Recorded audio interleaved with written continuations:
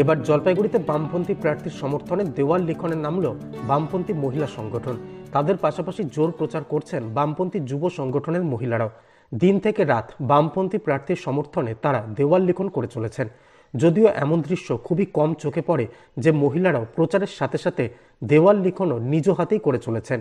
জলপাইগুড়ি পুরো এলাকার বিভিন্ন জায়গায় বাম মহিলারা একজোট হয়ে প্রার্থীকে ভোটে জেতানোর আবেদন জানিয়ে দেওয়াল লিখন করছেন। তারা আশাবাদী এবছর তাদের প্রার্থী জয়ী হবেন। মানে ভোটের দিন তো ঘোষণা হয়ে গেছে, আজকের থেকে কি প্রচার করছে? আমাদের আজকে থেকে না, প্রচার অ্যাকচুয়ালি আগে থেকেই শুরু হয়ে গেছিল, প্রার্থীর নাম ডিক্লেয়ার হওয়ার পর থেকে। এখানে এই যে মহিলারা, আমাদের যুব কমরেডরা, সাথে যারা একটু বয়স্ক কমরেড আছে, সবাই মিলে আমরা প্রচার করছি, দেওয়াল লিখছি, দেওয়াল লিখবো, লড়াই করব সম্পূর্ণ শক্তি দিয়ে।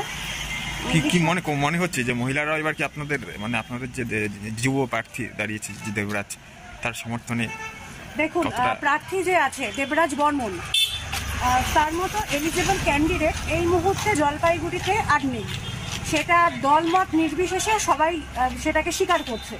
বিরোধী দলের যারা আছেন, বিজেপি বলুন, তৃণমূল বলুন, তারাও স্বীকার করছে দেবরাজ তার যা পোটেনশিয়াল আর মানুষটা যেরকম, তিনি একজন যোগ্য প্রার্থী। এরকম একটা অবস্থায় যেখানে তৃণমূলের দুর্নীতি চলছে, বিজেপির ধর্মীয় মেরুকরণের চেষ্টা চলছে, সাম্প্রদায়িকতা বীজ বপন করার চেষ্টা চলছে, সেই জায়গাতে দাঁড়িয়ে দেবরাজ বর্মন আমরা আশা রাখছি বিপুল ভোটে জয়যুক্ত হবেন। কারণ মানুষের কাছে আমরা যখন প্রচারে যাচ্ছি ডোর টু ডোর, মানুষের কিন্তু এবার বীতশ্রদ্ধ হয়ে গেছে। মানুষ এই চুরি, এই ধর্মীয় বিষয়গুলো নিয়ে ঝামেলা, এসব দেখতে দেখতে মানুষ বীতশ্রদ্ধ হয়ে গেছে। তো আমরা আশাবাদী দেবরাজদা জিতবে।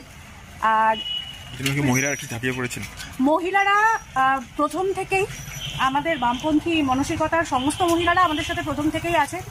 আর প্রার্থী ডিক্লেয়ার হওয়ার পরে বিভিন্ন বয়সের মহিলারা শুধু নয়, বয়স্করাও আমাদের সাথে কাঁধে কাঁধ মিলিয়ে কাজ করছে। Disclaimer. This channel may not promote any violent, harmful or legal activities. All content provided by this channel is meant for an educational purpose only.